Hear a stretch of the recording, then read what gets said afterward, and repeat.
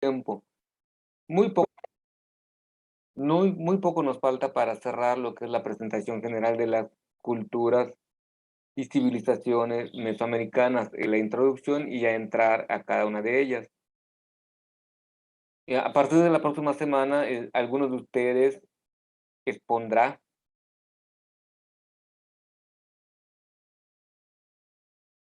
algunas de las culturas. Yo les iré indicando e incluso les enviaré material de apoyo para que puedan preparar su presentación y expongan algunas de las culturas. Son zapotecas, toltecas, teotihuacanos, mayas, aztecas y creo que ya. No sé si mencioné toltecas. Esos son los olmecas, pero primero acabamos con esto. En la última clase nos quedamos con la cultura maya. Ya habíamos visto a los toltecas y nos quedamos en la vasta extensión de la cultura maya. Durante el periodo posclásico florecieron esas grandes ciudades florecieron y desaparecieron las ciudades de Uxmal, Chichén, Mayapán para la zona peninsular. Y mucho antes desaparecieron las ciudades de Palenque, Tikal, Bonampak.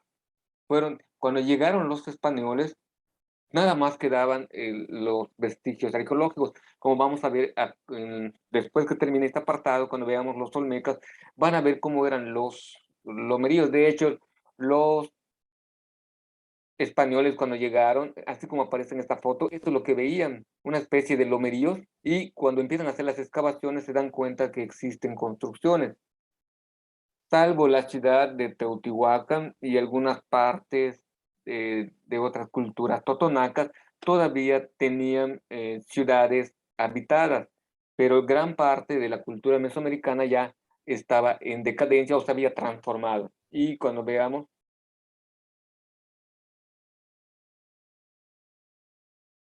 eh, cada una de esas culturas, vamos a ver su proceso histórico y vamos a ver algunas de las causas que los llevaron a la extinción o la desaparición de esa civilización. Eso no quiere decir que haya desaparecido o hayan muerto los grupos culturales, sino que se cambiaron la región donde habitaban en algunas ocasiones o fueron dominados por otro grupo civilizatorio. Bueno, nos quedamos con la cultura maya. Acá tenemos a Uxmal y en esta parte tenemos a Monte Albán y ya serían las culturas de Oaxaca que pertenecen a la cultura zapoteca. Eh, los- lo hermoso de la cultura zapoteca de la ciudad de Monte Albán es que esto es la cima de unos montes que está en medio de un valle. Aquí vemos montañas y del otro lado, si la foto apareciese completa, también hay montañas alrededor de este altiplano, un pequeño altiplano donde construyeron la zona de Monte Albán, una de las ciudades más altas de América prehispánica, a excepción de el Machu Picchu allá con los incas. Construyen esta ciudad de peregrinación y también ciudad militar, porque desde aquí ellos podían contemplar a los grupos que pertenecían o a las pequeñas aldeas o ciudades que estaban vinculados directamente con la ciudad de Monte Albán.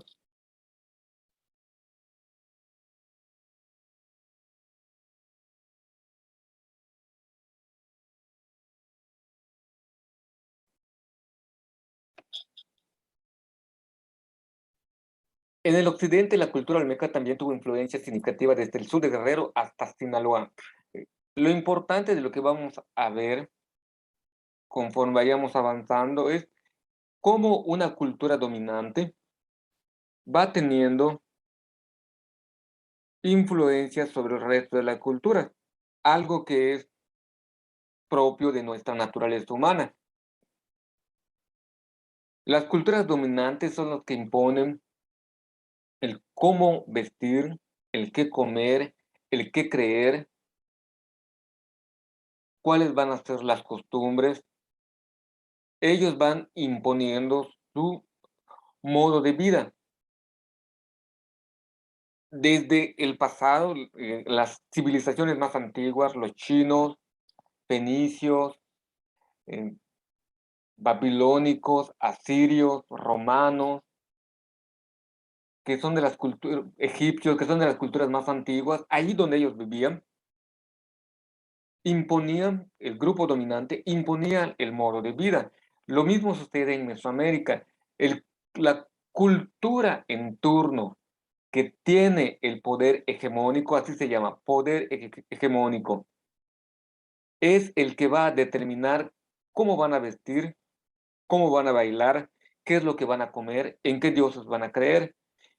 Los olmecas tuvieron un momento entre la historia mesoamericana en la que ellos tuvieron la preeminencia. Los teotihuacanos, los zapotecas, los toltecas, los mexicas, los mayas, en general, en algún momento de la historia fueron la cultura hegemónica dominante y ellos influían en las demás culturas en su arquitectura, en el modo de cómo hacían las vasijas, la decoración que tenían las vasijas. Los arqueólogos, a través de las excavaciones, van descubriendo esas similitudes o esos paralelismos y se va viendo qué alcance tuvieron cada una de las culturas. Y gracias a las nuevas tecnologías pueden determinar en qué periodo se hizo cada una de las vasijas o en qué periodo se hizo esa construcción y establecer similitudes o comparaciones en otras regiones, y así se entiende o se puede saber el impacto o la influencia que tenían estos grupos culturales. Vuelvo a repetir el listado: olmecas, zapotecas, toltecas, teotihuacanos, mayas y mexicas. Al menos son en esos los que vamos, o sea, no son los únicos. Pasamos a otro elemento que es la ideología, arte y religión en Mesoamérica. La ideología se refiere al modo de pensar, a las creencias. El arte se refiere a esas estructuras que ellos construyeron, a esas vasijas que nos dejaron, y la religión a las prácticas rituales que ellos tuvieron. Que en el área mesoamericana existen unos elementos que se fueron transmitiendo de una cultura a otra y una generación a otra. Entre los animales, el jaguar, el venado, el tapir, el mono van a tener un lugar muy especial, pero las serpientes van a tener un lugar muy especial dentro de su cosmovisión, o los reptiles en general, tanto los cocodrilos o lagartos y las tortugas tienen, tienen un lugar muy especial. En las aves va a estar el quetzal, el águila, el búho, y algunos peces tuvieron alguna relevancia dentro de su vida, dentro de la concepción que ellos tenían o cómo concebían al mundo. En el segundo párrafo, como todos los pueblos agrícolas, la vida de los mesoamericanos dependía de la observación de la bóveda celeste, pues con base en ella podían establecer los regímenes de lluvia y saber cuándo cultivar y cosechar. En las culturas mesoamericanas, el sol era el centro del cosmos y de él dependía la vida. Pero aún así, no tenían esa visión de que nosotros girábamos alrededor del sol. El sol era el astro principal, pero todavía no llegaban a esa visión, al igual que las culturas occidentales eh, tenían, tenían una visión teocéntrica, no teocéntrica, perdón, geocéntrica. El mundo, la tierra donde se habita, es prácticamente el punto de referencia donde giran todo lo demás, en todo su pensamiento. No se tenían las tecnologías para determinar el, el devenir del cosmos o cómo funciona el cosmos o el universo. Las culturas mesoamericanas pensaban que sus dioses vivían en el cielo, en el inframundo, y que enviaban a sus servidores para estar aquí en la tierra. Y no solamente por medio de los sacerdotes o las sacerdotisas o chamanes o chamanas, como se les conoce hoy en día, sino que ellos, a través de los animales, el, en algunas regiones se les conoce como el totemismo, sobre todo en América del Norte, la parte norte de Estados Unidos y Canadá, existe mucho esa cuestión de los tótems, que son esculturas hechas en árboles o en madera o en piedra, donde se van representando los animales con cualidades humanas. Eso del zoomorfismo o, o la representación de los dioses con formas de animales, hablan de esa relación que tenían con la naturaleza y cómo divinizaban ciertas cualidades que tenían, por ejemplo, la serpiente, el águila o el jaguar. Es el modo de cómo ellos interpretaban su mundo y lo creían como verdadero. Su cosmovisión y sus convicciones religiosas les permitieron tener un control y además les funcionaba dentro de su estructura de gobierno. Los sacerdotes, al observar la bóveda celeste y saber cuándo va a llover, sabían ellos cuándo ofrecer los sacrificios para decirle al pueblo que gracias al sacrificio que se realizó, las lluvias cayeron en tiempo y en forma. Y eso les permitía a los campesinos tener buenas cosechas y retribuir a estos gobernantes, sacerdotes y militares con esa buena cosecha. Era una unidad social muy bien organizada y planificada que les funcionó adecuadamente en bastante tiempo. Podemos hablar de siglos en algunos de los casos, pero como todo lo que empieza tiene que terminar, en algún momento dado, como vimos en clases anteriores, por terremotos, inundaciones, huracanes, sequías, algunas veces, aunque se ofrecieran los sacrificios, esa relación que tenían con la naturaleza o esa visión de respeto que tenían hacia los sacerdotes no funcionó y llevó a lo que son una especie de guerras civiles que sucedieron entre las mismas culturas. Es una de las teorías que existen de por qué el decaimiento. Después de una inundación, se perdieron las cosechas, los sacerdotes y los gobernantes no pudieron controlar al pueblo que se moría de hambre.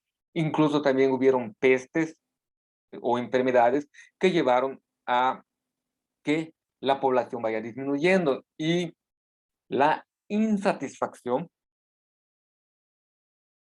de esos problemas sociales o la incapacidad de sus gobernantes de solucionarlos llevaron a que ellos se rebelaran y se separaran en muchas de las veces.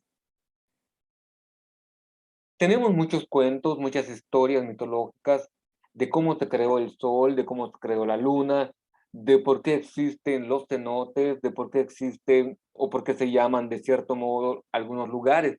Tiene que ver con la cosmovisión y la mitología de estos pueblos mesoamericanos. Aquí hay una eh, ofensiva a algunos o algunas de ustedes. ¿Quién tiene buen audio que pueda leer? Que no esté fallando su... Sofía, usted está bien su audio. Lea el primer párrafo. Palabras de un padre náhuatl a su hija. Cuando ya estés lista, ¿qué harás? ¿Cómo cumplirás tus deberes femeninos? ¿Acaso no prepararás la bebida, la molienda? ¿No tomarás el uso la cuchilla del telar? Mira bien cómo quedan la bebida y la comida, cómo se hacen, cómo quedan buenas, cómo se hace una buena comida y una buena bebida. Diga, Es- estas cosas, estas cosas que de algún modo se llaman las que pertenecen a las personas, son las que corresponden a las se llamó propias cosas de las personas, la comida propia de de los que gobiernan. Su bebida se diestra en preparar la bebida, en preparar la comida. Pon atención, dedícate, aplícate a ver cómo se hace esto. Así pasarás tu vida, así estarás en paz. así serás valiosa. No sea que en vano alguna vez te envíe el infortunio el Señor nuestro. ¿Acaso crezca la pobreza entre los nobles? Míralo bien, abrázala. Es oficio de mujer. El uso, la cuchilla del telar. Abre bien los ojos para ver cómo es el arte tolteca, cuál es el arte de las plumas, cómo se bordan en colores, cómo se entreverán los hilos, cómo los tiñen las mujeres, las que son como tú, las señoras nuestras, las mujeres nobles, cómo urden las telas, cómo se hace su trama, cómo se ajusta. Pon atención, aplícate, no seas vana, no te dejes vanamente, deja de ser negligente contigo misma. Tomada de Miguel León Portilla, Las literaturas precolombinas de México, editorial Pomarca. Hay algunas preguntas que vamos a compartir sus respuestas.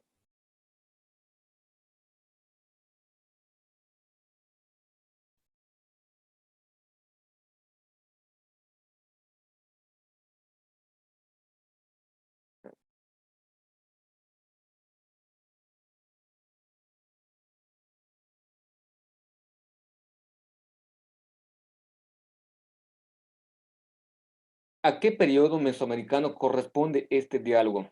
Aquí la pregunta concreta sería, ¿esto que le están diciendo a la hija pertenece al preclásico, al clásico o al posclásico? ¿Usted qué piensa, Aldo?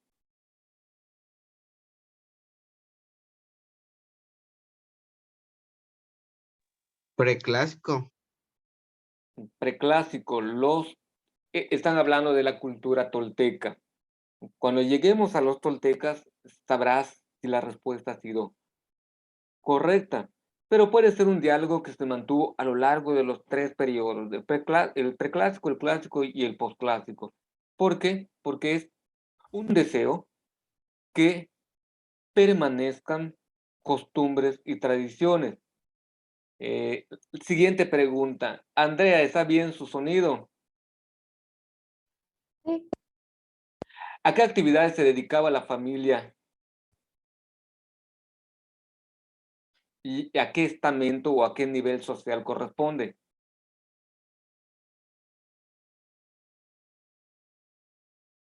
Según la lectura, ¿cuáles eran las actividades propias de la mujer? de la mujer, creo que mencionó que iba a ser una ama de casa. ¿Y a qué estamento corresponde? Creo que son de la pobreza. Ok. El uso es esa cosita que giran así, le hacen y empiezan a hilvanar el algodón o la lana. Hoy en día, en ese tiempo no había lana porque no habían llegado los borregos que dan la lana, pero sí había algodón. Aquí en América existía el algodón o algunas otras fibras y con eso lo hilaban con el uso. Así se llama el objeto con el que hacían el hilo y después hacían con el telar de cintura, hacían las telas con las que se vestían. Ian, ¿cómo ha cambiado la función de las actividades femeninas desde la civilización mesoamericana hasta nuestros días?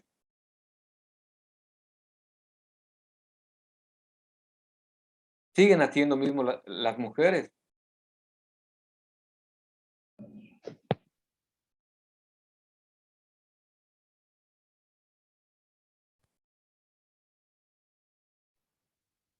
¿Me escucha, profe? Sí, Ok.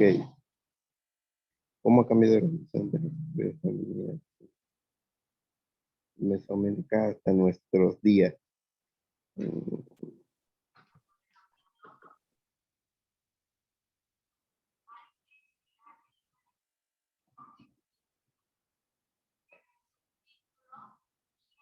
¿Cómo han cambiado?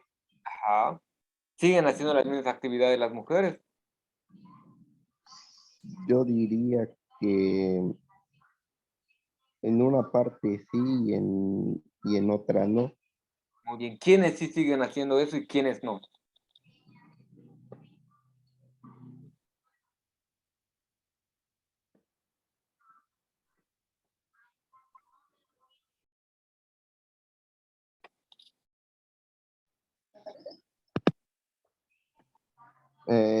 Lo de las telas, ¿quién lo hace y quién no lo hace? Exactamente. Lo que describen acá, que eran las actividades propias de las mujeres. ¿Qué mujeres Pues siguen haciendo esas actividades que nos vienen desde el tiempo mesoamericano y quiénes no? las amas de casa ya no hacen eso y las que se dedican, ellas lo siguen haciendo. Hay grupos muy específicos que lo siguen haciendo. ¿Han podido viajar a las zonas indígenas de Chiapas o Tabasco o Yucatán? ¿Quiénes bordan los huipiles? Son pocos los hombres que se dedican a hacer lo que aquí en Yucatán conocemos como el Sokbishui, que es el hilo contado. Generalmente lo hacen las mujeres. Es algo que aprendieron, o sea, este estilo de costura es desde los tiempos ancestrales.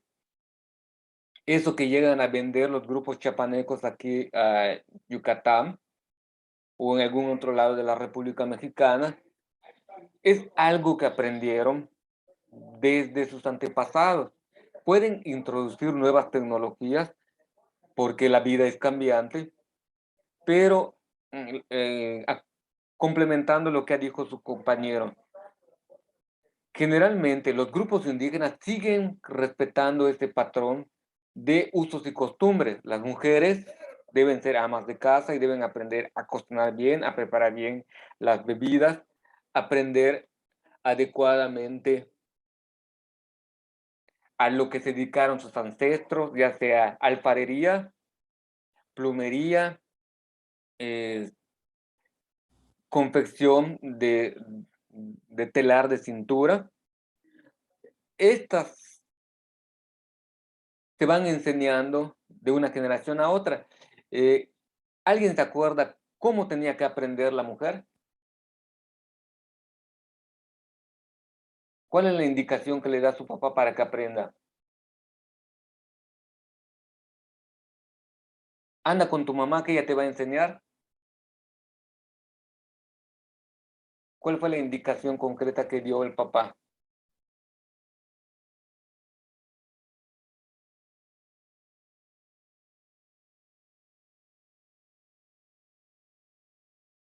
Es observa, ve cómo lo hacen, aprende. Y en nuestra cultura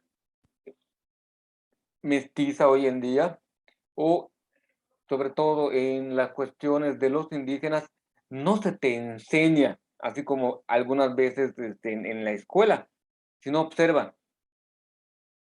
El niño aprendía a hacer la milpa acompañando al papá. Y el papá le iba no explicando, sino mostrando a qué distancia tiene que sembrar el maíz, qué plantas sí pueden vivir debajo del maíz, cuándo sembrar la jícama, cuándo sembrar la calabaza, cuándo sembrar los frijoles. El niño se iba dando cuenta y después iba repitiendo los patrones. En el caso de las mujeres, iban viendo cómo la mamá hilaba, cómo la mamá cocinaba, qué ingrediente le ponía, en qué momento le ponía el ingrediente, cuánta agua le ponía, dependiendo de la cantidad de piezas del animal que esté cocinando. Todo era por medio de observación. Y es una actividad que hasta el día de hoy se sigue teniendo en práctica en muchos lugares. El enseñar por medio de la observación. Y es algo, como ustedes escucharon, que escribió León Portilla, que viene, es una costumbre que viene de este periodo mesoamericano. Si algún día tu abuelita te dice, ven a ver cómo hago eso, te está transmitiendo un saber o un conocimiento que también sus antepasados se lo transmitieron del mismo modo. No hay, de hecho, de las cocinas, antes las cocineras no tenían su libro de recetas. Era aquí, en la cabecita se lo aprendían de memoria, todo el proceso y todos los ingredientes. Lo mismo el que sembraba, lo mismo el alfarero. No tenían su tutorial como tenemos nosotros, te marcan una actividad por tu maestro, ya sea de artes, y enseguida buscas un tutorial que te ayude a realizar esa actividad. El tutorial era la vida. Tenías que estar allá presente, viendo cómo se realiza para poder, al final del día, o es decir, en cierto momento de tu vida, aprender adecuadamente ese oficio. Y se iba transmitiendo de una generación a otra. Con esto concluimos el día de hoy. No voy a abrir lo de los olmecas porque no nos va a dar tiempo, nos queda de poquito